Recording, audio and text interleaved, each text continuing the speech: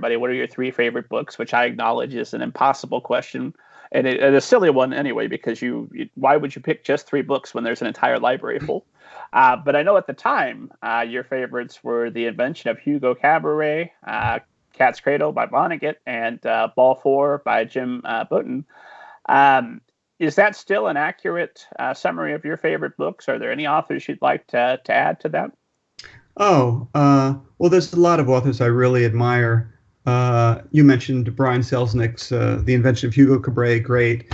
I mentioned Jim Bouton, who just passed away very recently. He was not even a writer. He was a pitcher for the Yankees. And he wrote that wonderful book, Ball 4, which was an expose of Major League Baseball back in like 1970 or something like that, when I was a teenager. Teenager? Yeah, teenager. And it was the first time I felt like I was reading a book where the author was not trying to like write beautiful sentences and paint word pictures. He was just talking to me like we were having a conversation. And I thought, wow, that's what I'm going to try and do in my writing, just have a conversation with the reader. So that really spoke to me.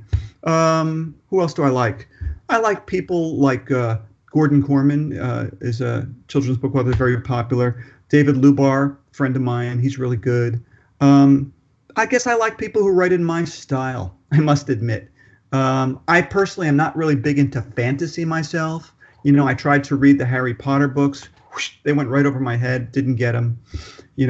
I'm more interested in like stories about kids like who are ordinary kids who are in an extraordinary situation. I guess that's sort of what ties all my books together too.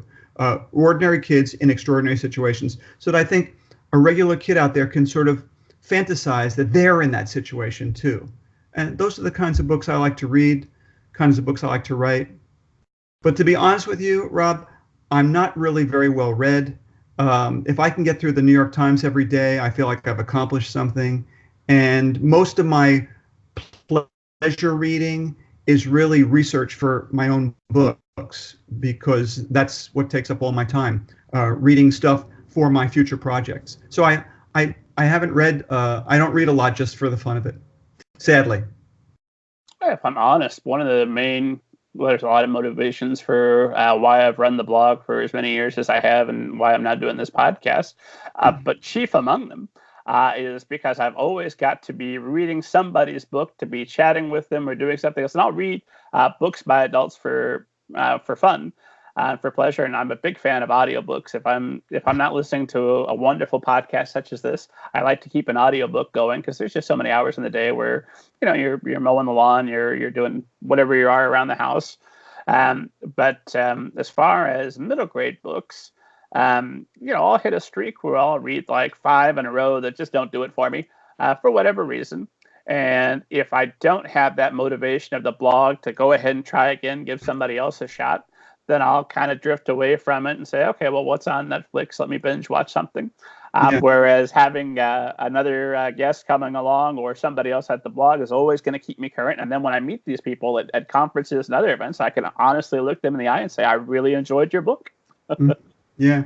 I recently finished a book about Harry Houdini. And so I spent like the last year just reading every biography of Houdini. And so that's taken up all my time. But it was really, really pleasurable too. It's fun to write about something that you really are interested in yourself.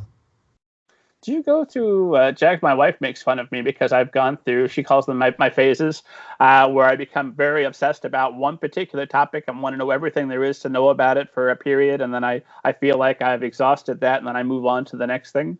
Does that happen with you as well? There are some topics that are really interesting to me. Like I'm interested in like technology and inventions and inventors.